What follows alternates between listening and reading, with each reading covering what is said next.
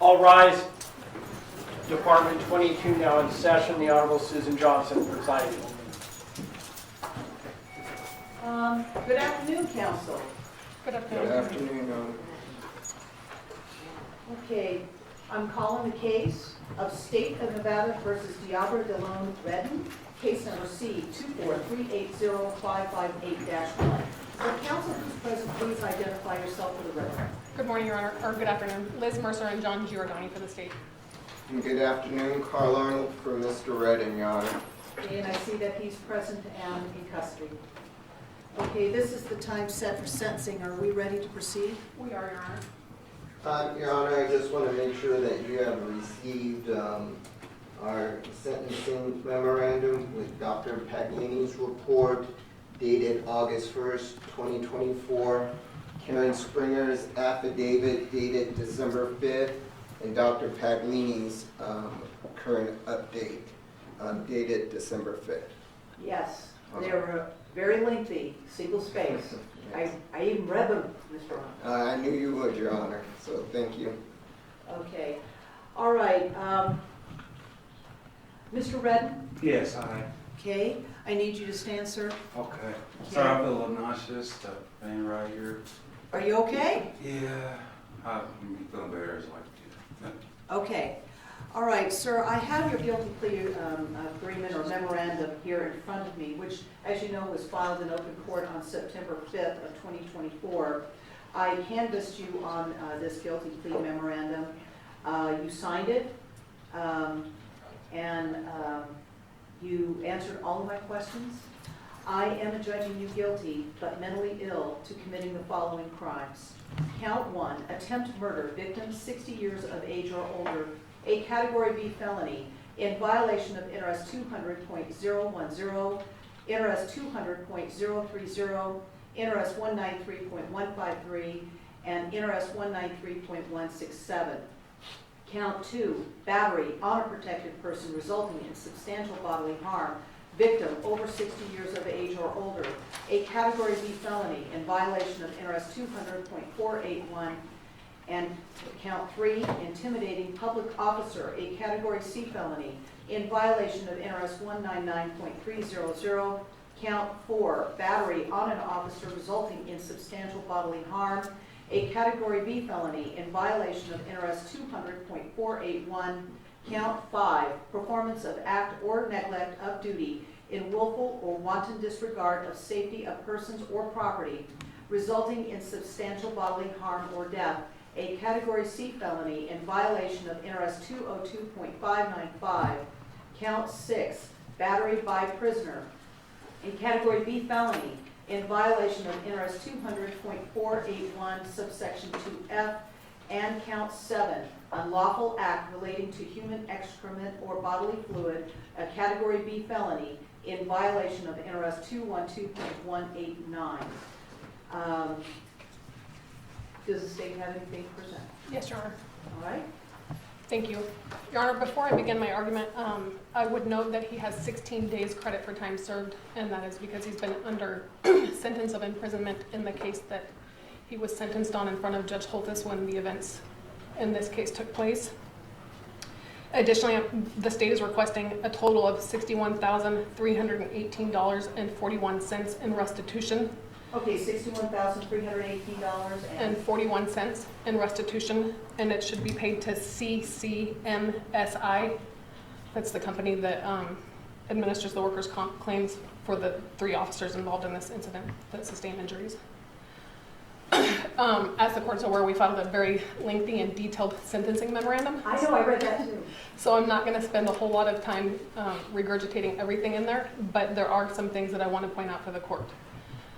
Initially, as indicated in our sentencing memorandum, we are asking for significant prison sentences as to each course of conduct, and we're requesting that as to each course of conduct, the sentences run consecutively to one another. But did you have some run concurrent? I'm looking at page 3. So the counts would run concurrently as to the victim, but consecutive between the various victims, essentially. Right. And so It's the state's position, Your Honor, that the defendant's very lengthy criminal history, his demonstrated lack of impulse control, and his inability to completely accept responsibility for his conduct, as well as the egregious actions in this case, warrant such a significant sentence. I would note that his criminal history dates back to 2011. In each event, as you read through the reports, they all stem from his poor impulse control issues. And prior to this case, he was convicted in 12 other cases. They all involved some level of violence. In 9 of the 12 cases that he committed new offenses while charges were pending. And the longest that he went without reoffending was a period of 2 years and 2 months. The only time that he did not commit new crimes was when he was in custody, Your Honor, and subject to detention. I point these things out because it is obvious from his demonstrated failure at supervision that probation is completely inappropriate for someone like Mr. Redden, and he should be detained for as long as possible, because the only time that the community is safe is when he's in custody. He has demonstrated that he's incapable of being rehabilitated or reformed. When you look at his record, he was actually in mental health court for a total of 5 years. And even after that 5 years, he committed 2 more violent offenses. One was an attempted home invasion and committed in September of 2021. And then in April of 2023, he committed the assault with deadly weapon that was dealt down to the attempted battery, resulting in substantial bodily harm, for which Judge Holthus sentenced him. And then in January 2024, when he showed up for sentencing in that case, he committed the horrific crimes in this case. Additionally, as the court is aware, you were provided 2 expert reports, one from Dr. Rowley and one from Dr. Paglini. Both doctors found that he was not suffering from any sort of delusional disorder at the time that he committed the crimes in this case. Dr. Rowley noted that he has problematic insight and judgment, but noted that those issues relate to personality issues and not his mental illness. And in Dr. Paglini's report at the bottom of page 17, he noted that he has no insight or self-awareness pertaining to his violent history. On page 26, page 34, he noted that Mr. Redden's impaired judgment is based on personality dynamics and not psychosis. So Mr. Redden was perfectly aware of what was going on at the time he committed the crimes in this case.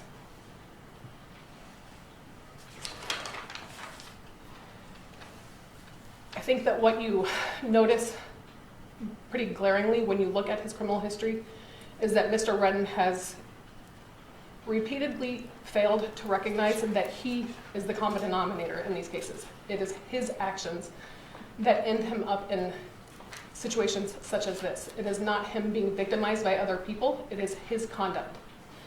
And until he accepts responsibility for reforming his conduct and for his poor impulse control, he's really incapable of being rehabilitated, because if he doesn't believe that he's done anything wrong, what's the incentive to improve?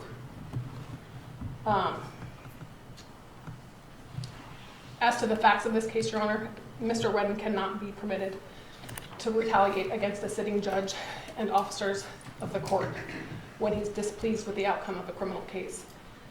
Judges need to be free to make the rulings that they believe are appropriate based upon the information presented to them. And due to his extreme conduct in this case, a heavy sentence is warranted, Your Honor. It is my understanding that Judge Holthus does not wish to address the court personally, but she has prepared a statement that Mr. Giordani will read to the court with the court's permission. We would ask that it be read last, as it is essentially a victim impact statement, which would statutorily be provided to the court last. Thank you. Mr. Arnold. Your Honor, I'll let Mr. Redden speak first. He wants to address the court. Miss Judge Susan H. Johnson, I don't understand why the state is really going after my character. I mean, I've always had problems since I was a little kid of psychosis and being in big crowds and always feel like my life is in danger. I didn't know, being a young person, person, even in middle school, elementary school, knowing that like I fear for my safety. I'm just being me, going to school, growing up, trying to do the right things. I never get tired of trying to do the right things. The state just said that I have no remorse. Like, I feel like Judge Johnson, she doesn't know me. I understand she's doing her job. I'm not mad at her for that. But I know that I'm not a bad person. And I'm thinking, like, even she knows that, but I'm sitting here like she's doing her job, you know? And I believe that you all know that I'm not a bad person. I'm not an evil person. When I came to court on January 3rd, 2024, I was listening to music. I was in a good mood. I had a stable place to stay. I was trying to get a job. I did not catch any new charges. I'm not a bad person. I don't understand why the state is trying to prove me as a bad person. I understand they have a job to do, but this is just, it's not right to me, you know? I'm not an evil guy, and I just keep going after me. I see spirits, I hear voices. I've been going through this for over a decade now, really since 2012, you know? And I just feel attacked or just not safe since I was a little kid. And me growing up, I didn't know that I had these problems. In 2022, I came to prison for the first time. I accepted responsibility for my actions. When I did what I did, I committed a crime in 2020 of December. It was 4 years ago. I paid my debt to society. I got out thinking I'm gonna get work. I was really sick and ill. I was very malnourished. I don't complain about things. I don't point the blame when people have done me wrong. I still treat everybody right. And the state just stated that I have no remorse and they feel like I'm a bad person. I just don't understand why are they coming after me like this. But I understand they have a job to do. When I came to court, I know for a fact, Judge Johnson, I met Judge Holthus in 2023 of October, and you know what she told me when she revoked my probation? She said, Mr. Redden, I hope you get the help you truly need. I said, thank you so much, and I meant it. I know for a fact I'm not an evil person. I think all of you guys know that, you know? But I'm not gonna use stuff like me being on camera for my actions, you know? But I know for a fact that I cared about Judge Mary Kay Holthus' well-being. When I left my house that day at 8 Rose Circle, I left my keys to my apartment, to my family, you know? And I got in the car and I came to court doing the right thing. I gave up everything, like in case I don't get probation. I was like, well, at least I know I tried. And I'm sitting here talking to Judge Holthus, Ms. Johnson, and I swear I started hearing voices in 2012, really in 2014. I'm gonna make a long story short, but I just want to get the facts out because I don't want the state. I understand they have a job to do, but I'm not a bad person. I'm not an evil guy. But I came to court. And I'm in a good mood. I'm listening to music on my phone. I'm like, oh, whatever. I remember I about to hug my mom, my foster mother who raised me since I was 11 years old. I hugged her like, just in case if I don't get depressed. You can see it in the videotape yourself. I was in a good mood. I don't want to be known as a person who has mental illness because those people get attacked. I've heard so many people who have mental illness commit suicide, and kill themselves and commit things that they really don't mean. I hope I don't have mental illness. I try not to have mental illness, you know. I don't want to be known as a person who has mental illness because they get attacked, you know. So I try my best when I'm going through all these problems. Since I was a little boy, like I told you, I didn't know I had these problems until 2 years ago. I was sitting down in prison and I had this dictionary, and I was like, oh, that's what that word means. That's what that really means. I didn't know that. Oh, stuff has a deeper meaning. You know, like, wow, I never could think like this. I was in prison with nothing to do. I did a 12 to 30 months. I did 15 months total, and I cleaned up my sentence. I paid my debt to society, and I got out as a good, productive member of society. I didn't know and didn't want to believe that I had mental problems, you know. I started seeing spirits. November 2022. I'm not making excuses for my actions, but I'm saying I'm not a bad person. And I know that I did not intend to kill Mary Kay Holthus. I know I cared about her well-being, Judge Johnson, you know?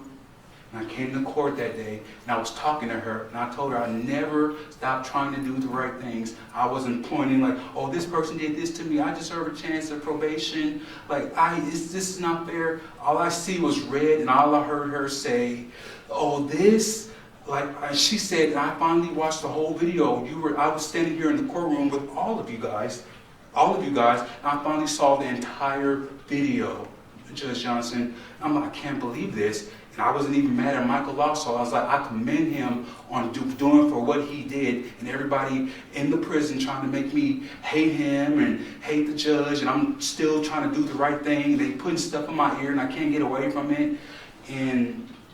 But basically what I'm trying to say is, everything I've been doing, this is just like, this is not right to me. But like I said, I know the state has a job to do. And basically what I'm saying is, I know I cared about Mary Kay Holthus, to make a long story short, but when I was sitting here talking to her, I swear this has been happening to me since 2012. I saw nothing but red, and I heard her say, I think it's time for a taste of something else. I saw nothing but red, and I don't remember doing anything except for jumping on top of her and doing this to her robe. I was like, why are you doing this to me? That's what I wanted to ask her, if I think I know myself, but I'm not really sure. That's the only thing I could come up with. I had 11 months, like I can't really come up with anything, but I know that I cared about Judge Mary Kay Holthus's well-being, you know? That's all. Thank you. Can you sit during my, Sure.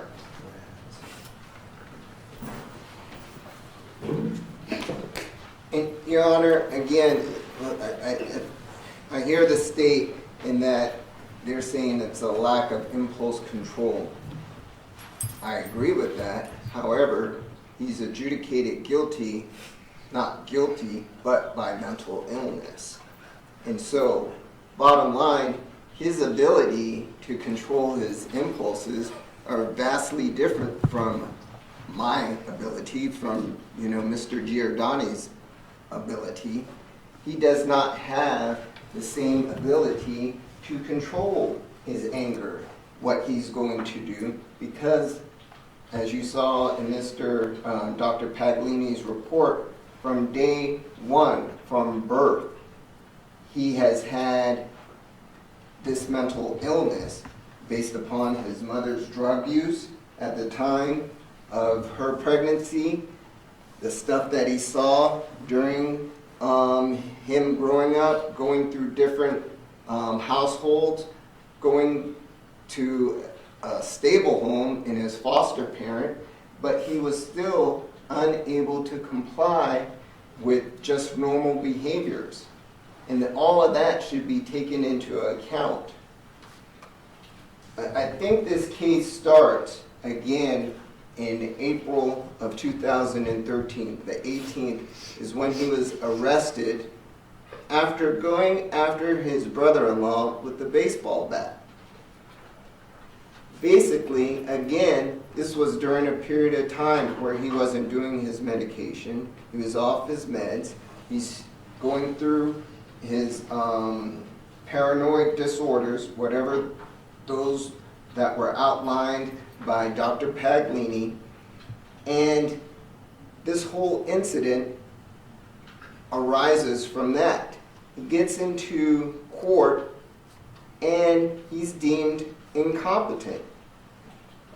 He can't comply with the normal court proceedings that were occurring. He refused transport 3-4 different times. Then he gets into court and he's unable to control himself. Why? Because he wasn't on medication. He goes to competency court. He is eventually given medication to subdue the voices, to subdue his impulses, and he's able to comply. That person that is able to comply is the person that we see today, Your Honor. We made sure that he was on his medication. We asked the prison. I asked him personally. That wasn't done prior to his sentencing in the original case that occurred out of the 2023 incident. And that's the other point I wanted to bring up. This case is very different than most of the cases where we have a mentally incompetent person in the court proceedings. Usually, their incompetency keeps them in custody. This is the first that I'm aware of that they're actually released out of custody. He was released, and then he had the inability to get back on the medication that was being given to him free of charge at Clark County Detention Center. He tries to make appointments, as you saw in Ms. Springer's affidavit, to get this medication. For 2 months after his release, which again is an occurrence that I haven't seen before, he's unable to get that medication. Of course he's going to slip back into the same impulsive behaviors that he had before. Of course he's going to slip back and not being able to suppress the thoughts and delusions that he was having. He went back right to what we saw in August 2023. And so again, that should all be taken into consideration. The state is asking for consecutive time. Part and parcel, his mental illness continued from the 2023 incident all the way until today. He was never released after sentencing in January 2024. We're asking, and I'll get to how much time, but we're asking that it all be run concurrent with his sentence that was received from Judge Holtis, the 1948, to whatever Your Honor believes is appropriate today. And the reason why we're asking for this to be concurrent is simply because he didn't have the chance to get out. He didn't have the chance to rehabilitate himself. He didn't have the chance to demonstrate to the court that, okay, he learned his lesson. He was still under the state's control during the time of his sentencing. The same state that we forgot to inquire prior to his sentencing whether he was under his medication, the same state that didn't provide him with his medication, the Mojave Health Clinic, being it during the holidays, was unable to give him an appointment. I believe that this case has shed light on people's mental illness and what we have to do to, number one, bring them into court and understand what they're going through. And I don't think the answer is just throw away the key, give them a whole bunch of years. That benefits no one. We understand that a message has to be given. Since he's been on his medication, as you see him today, Your Honor, he's being courteous, he's being compliant, and he's deeply remorseful about the events and what happened that day. What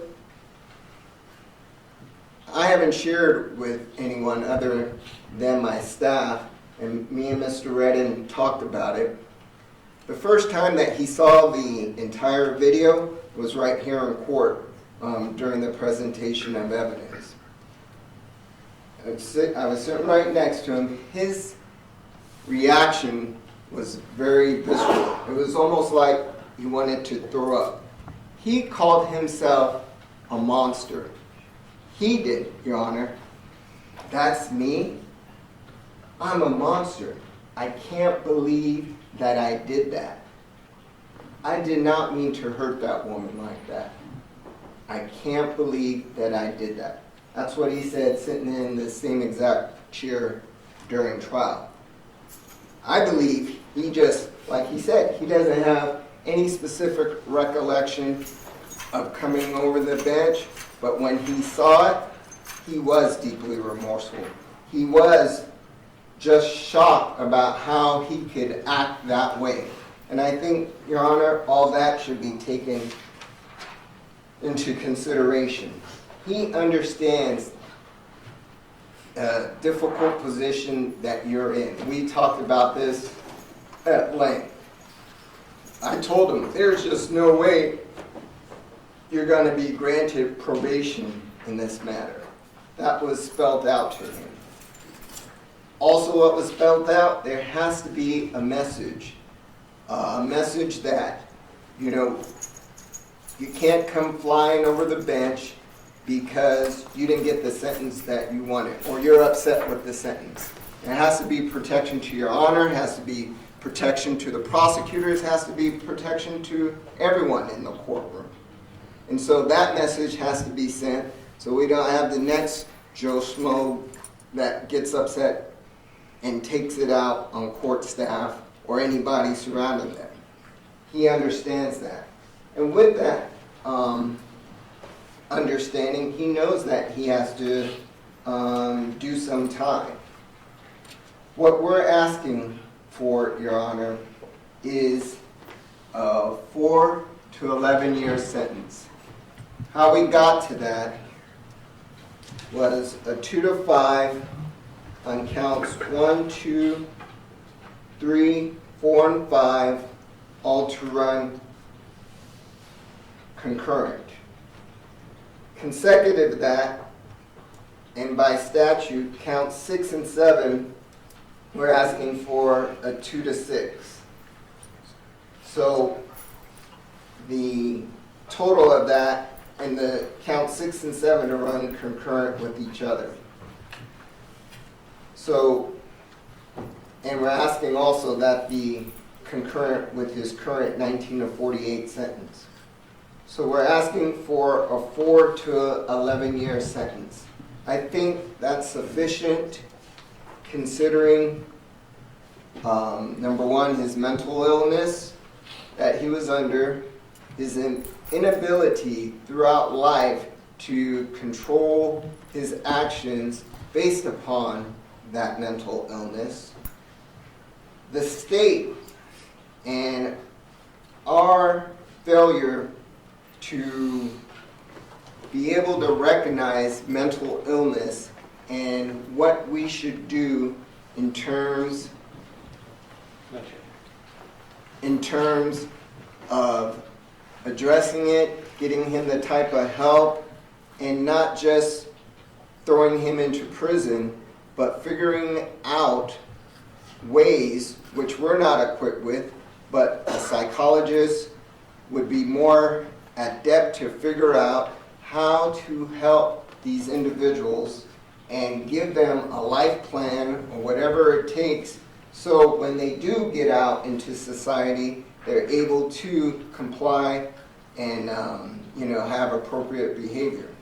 As you saw from Ms. Springer's affidavit, this was an individual coming off of his meds that still wanted to comply. He had a living arrangement.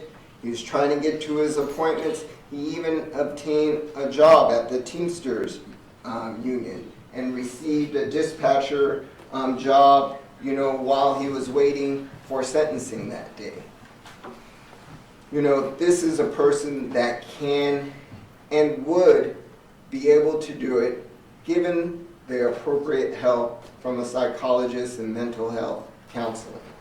So we're asking again, Your Honor, considering all the information that was provided to you, considering the gravity of his mental illness and his life, that you sentencing to what we recommended.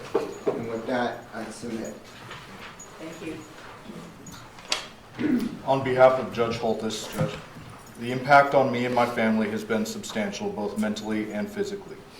The impact on my professional family has also been significant, both mentally and physically, especially in the case of my Marshal Shane, who suffered horrific injuries trying to protect me.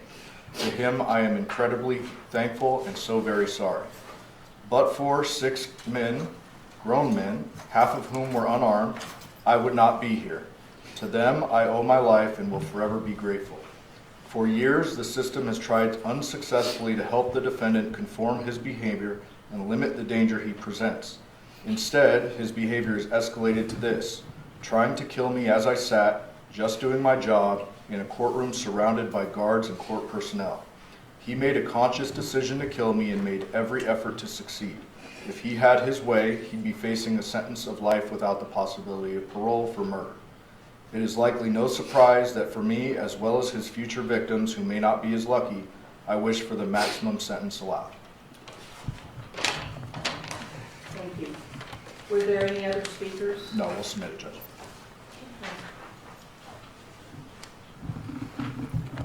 Mr. Redden, I am not going to run any sentence that I impose today concurrent with that issued by Judge Holthus. In my view, you committed separate crimes, and that results in separate sentences. So it's not going to run concurrent to what she has previously issued as far as a sentence. All right. With respect to this sentence, first of all, there will be a $25 administrative assessment fee, a $3 DNA administrative fee. And Mr. Arnold, were you appointed or were you retained on this? No, I actually did this case pro bono, Your Honor. Okay. There will not be any DNA testing fee because frankly, given your history, it's already been taken. Your actions on that day, you know, it was not just retaliation for an attack upon Judge Holthus. It was also an attack on the judiciary. And I'm mindful of that. And while there is no question that you've got some mental illness issues, which is why you pled guilty but mentally ill, but there was no doubt by these doctors that you knew the difference between right and wrong when you did what you did. So this is what I'm going to do with respect to the sentence.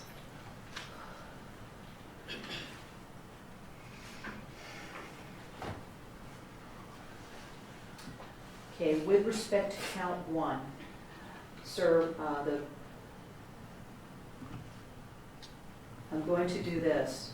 The minimum term that you would serve would be 8 years, and the maximum term will be 20 years.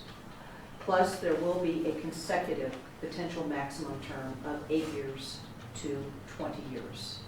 So with respect to count 1, the minimum term that you will be serving combined would be 16 years, and the maximum will be 40 years. With respect to count 2, the minimum term that you will serve will be 4 years, and the maximum term will be 10 years. With respect to the consecutive enhancement, the age enhancement, the minimum that you will serve will be 4 years, and the maximum will be 10 years. So with respect to count 2, the minimum term combined will be 8 years, and the maximum will be 20 years. The term that I impose with respect to count 2 will run concurrent to count 1. With respect to count 3,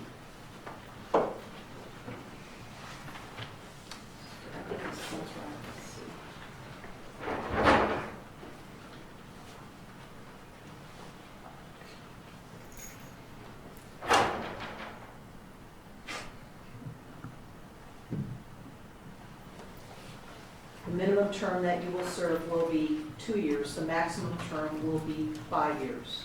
That term will run consecutive to count 1.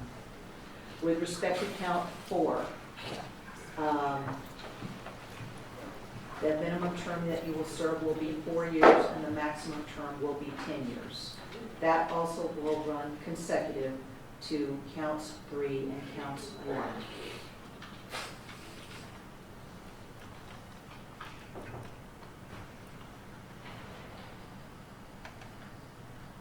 With respect to counts Well, wait a minute, yeah, okay. With respects to counts 6 and 7, sir, the minimum term in both of those counts will be 4 years.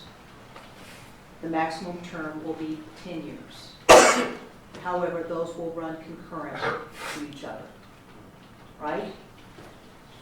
So I'm not following what your attorney has suggested. I am following what the state has suggested. Did I catch them all? I believe you skipped 5. With 5? Correct. Sorry about that.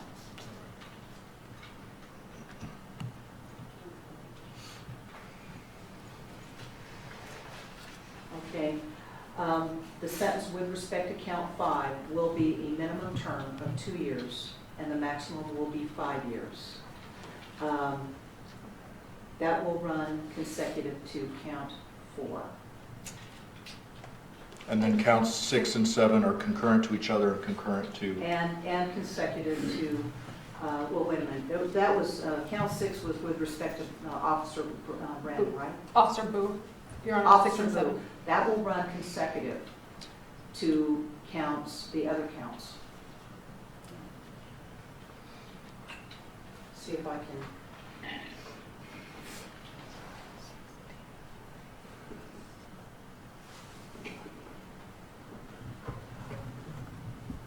Brittany, Yes, ma'am. did you get all those? So with respect to count 6, it's to run consecutive to counts 1, 2, 3, 4, and 5. Right, And then as far as count 7, it's to run concurrent to count 6. correct. Thank you, ma'am. Could you give me the advocate, please? When you get a chance, and you need an advocate? Yes.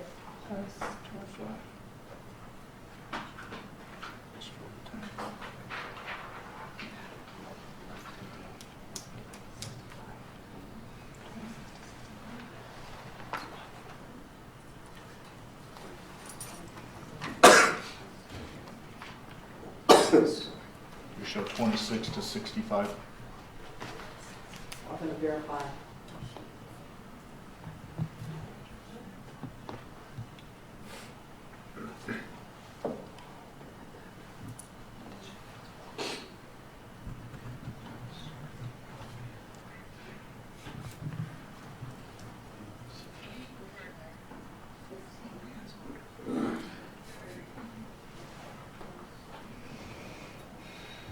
Well, that does sound about right, but let's verify.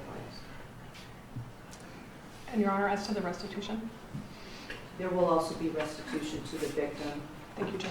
I still keep coming up with 36 on the top. Maybe it's 26. So here on count 1, This, counts 1 and 2, that's 16. yes. That's 8. And then 8 goes into 16. Yeah, so here I have the, and then you have the added 8 over 20. The average is 1640. Right. And then here you have, it's going to run consecutive, so you said average. Well, after this, Yeah. this will run, Concurrent. Oh, it's Concurrent. concurrent. I'm sorry, Concurrent. that's why. okay. Okay, so 26. Yeah, count 2 will run concurrent to count 1. So 26 on the bottom, and on the top, you have 40.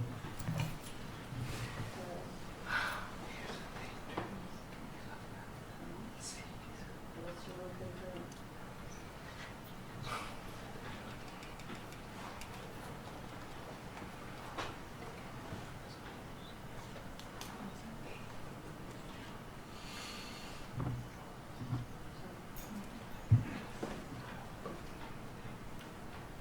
How many months did you have on the bottom? 120? We have 26 years to 65 years aggregate. 65. That looks about right. Okay.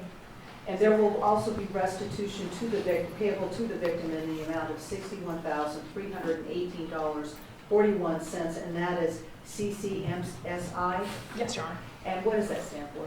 I don't know. I apologize, Your Honor. Okay. Could you do me a favor I can and look let me up. know what that is? Yes. Because we need to put that in the judgment of conviction. And we need to give this gentleman credit for time served. 16 days. 60 days? 16. 16 days.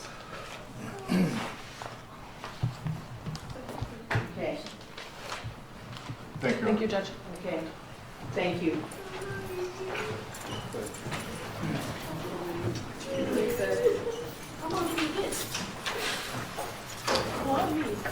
Welcome. Love you all.